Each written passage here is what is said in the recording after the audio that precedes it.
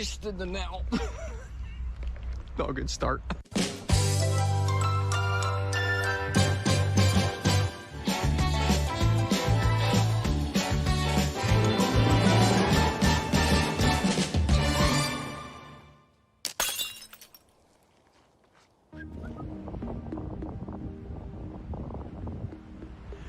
Welcome to the official route video for the Antrim Coast Half Marathon, possibly one of this year's fastest and most stunningly beautiful races. Right on time, you can see a P&O ferry coming in there. P&O Ferries, of course, being the big headline sponsor this year, along with the Port of Larne. The half marathon was originally supposed to have happened back in March, but of course it was cancelled due to the coronavirus pandemic. And I know what you're thinking. The first thing, and let's get it out of the way, is it safe? Well, I can tell you that the race organisers have put a ton of effort and are putting a ton of effort into making sure this race is as safe as possible. They're following government legislation. They're having competitors go out in waves. The entire event is being held outdoors. It doesn't have to be, but they are keeping it outdoors so it's as safe as possible. There's no spectators at the start or at the finish, and they're ensuring that competitors will be constantly moving. And if you want to, you're going to be able to watch the entire event streamed online. There's several cameras, including buggy and car cameras, going to be following the event, so you'll be able to watch it online. Of course, running events have been coming back gradually. There was the Down Royal 10K a few weeks ago, and other races are starting up here and there, so I'm really happy to see it. But let's go to the start line, because the way they're going to start this race is pretty special. Okay, nice view at the start line, but on the day, every single competitor gathered up along this road will be staring out to sea, waiting for the white shape of one of the P&O ferries, because once the P&O ferry reaches a green buoy or buoy out in the water, it's going to sound its whistle and off we go. Now we're just waiting. I'm here with the organising committee and representatives from P&O Ferries. We're going to test this with the ferry going out, but on the day it's going to be the ferry coming in. And here comes the P&O ferry. It's not. As long as there's no corners, we'll be okay. So that's just on Victoria Road now, so before they head back onto the coast road, and that's the last little incline they really have. So and again, the course, any incline, you've got a decline the other side, so they will be going back down that. But they again, probably the first 4 miles is a slower section of the course.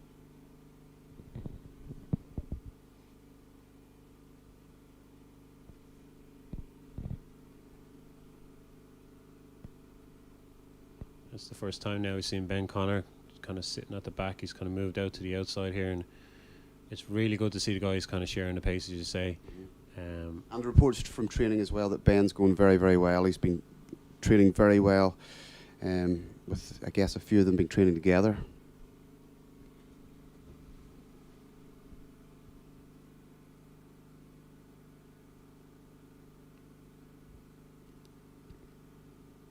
Yeah, Ben's going to be... He's going to be making his debut in the marathon in London. And he's on paper here, he's the second fastest guy in the field, 61.11. And there's a few guys under. I know, speaking to Arrow Spade, Garrow yesterday, he was very. He thinks he's in around sub 62 shape as well. So with his strength coming from the ultra marathon, you can't really discount him either. Yeah, he'd be one of the guys kind of coming through later in the race, you would have thought. He's a guy who's only running 4.5 years, and just every year he seems to be improving. He's a PB of 2:10 for the marathon, and he's training for Valencia Marathon, which is going to be elite only, and is basically going to be a trial for the Spanish team for the Olympics. They've, I think, picked 2 athletes already, so it's going to be 6 athletes going for 1 spot in Valencia, which is going to make a great race. Yeah, it's fantastic. And they're coming up to, so they're going to just take a sharpish left turn, and we're just seeing it now. And then, of course, we're now on the Glenarm Road, which leads to the coast road. So from here, it's an out and back.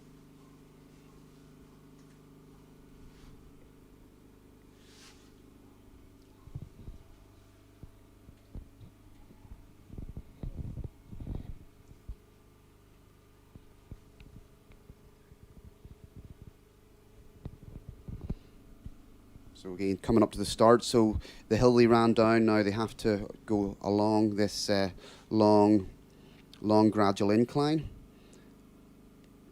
And then effectively when they get to the top, near the start, it'll be all downhill for the next 400 or 500 metres.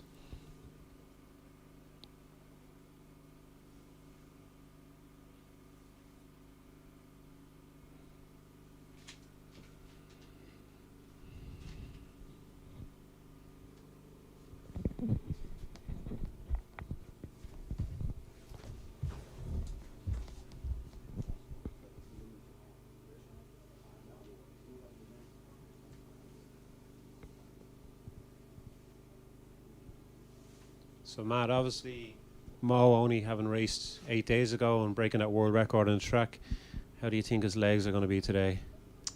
I think that's the unknown. I think, as we said earlier, Mim Morsels would probably be struggling. He's here. He seems very confident. So I think we've got to think that his legs are recovered. It was interesting. Hassan, who broke the ladies, our record in Brussels, raced during the week over 5,000. No, hopefully Mo's legs are good, and we can see a quick time. I mean, for him there now early on, I think he's just really sitting back, chilling. 4:45 average so far. We've gone through 4 miles, 19 minutes dead. Yeah, so that's probably the slowest part of the course, as I mentioned earlier on. So there's the turns, the tight turns. It's a nice out and a nice back, and essentially a flat road with the downhill finish. So hopefully the guys, you would expect somewhere to make a break. So we're just passing here. This is when they come back, that point there where we saw all the supporters. They're just going to shoot down there, yeah. And again now, so they've done that little incline, and now they've got a nice sweeping downhill, and you can see they really are picking the pace up there. And that's Mo at the front, just striding out. He's now actually getting onto the back of the bike there, and they seem to be now nearly going in single file, Kev. Yeah, it really is decision times now. Do they go with Mo, or do they just try and run their own race? Mm-hmm. Ben Connor just seems to be moving up a small bit there. Mm-hmm.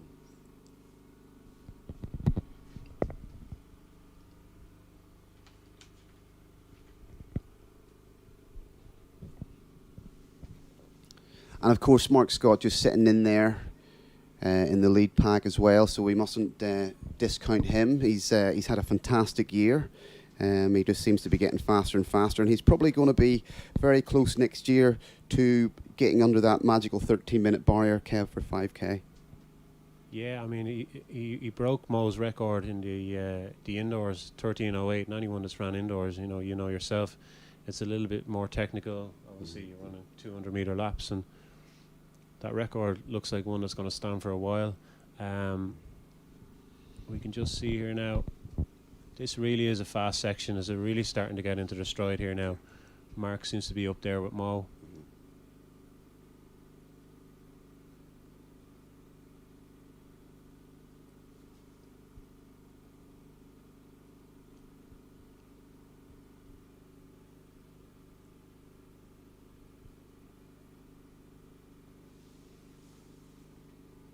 And we did warn them at the technical brief, just coming out this section of the road. Now there will be an awful lot of photography going into that black arch at 5.5 miles. It sounded like everyone was wanting to go out there just to get that photo. So yeah, they seem to be going at a very good pace going up to the black arch, which will take them to the 6 mile marker.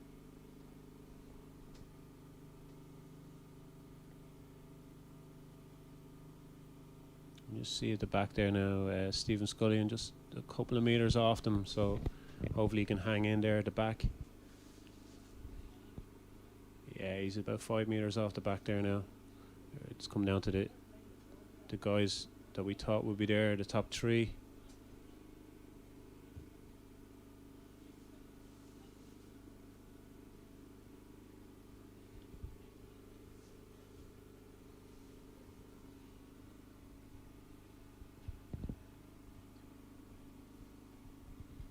So we've got Farah there, and we've got Scott, and we've got Connor, and we just have Scullion at the back there. So those 4 are away, and it's quite a break, Kev. They've certainly opened up a gap to what is a very good field behind them as well.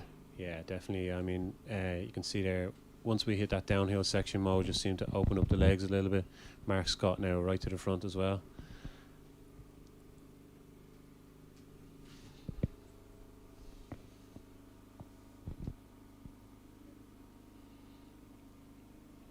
Just going back to the lead ladies, Lily Partridge seems to be out on her own there. We've just approached 53 minutes. Sam Harrison is just behind. Yeah, there looks to be, Lily's opened up a 20-meter gap there. They've still got maybe 3.5, 4 miles to go at this point, but Lily looks to be going strong. It's exactly what she wants coming up to London. Nice strong performance.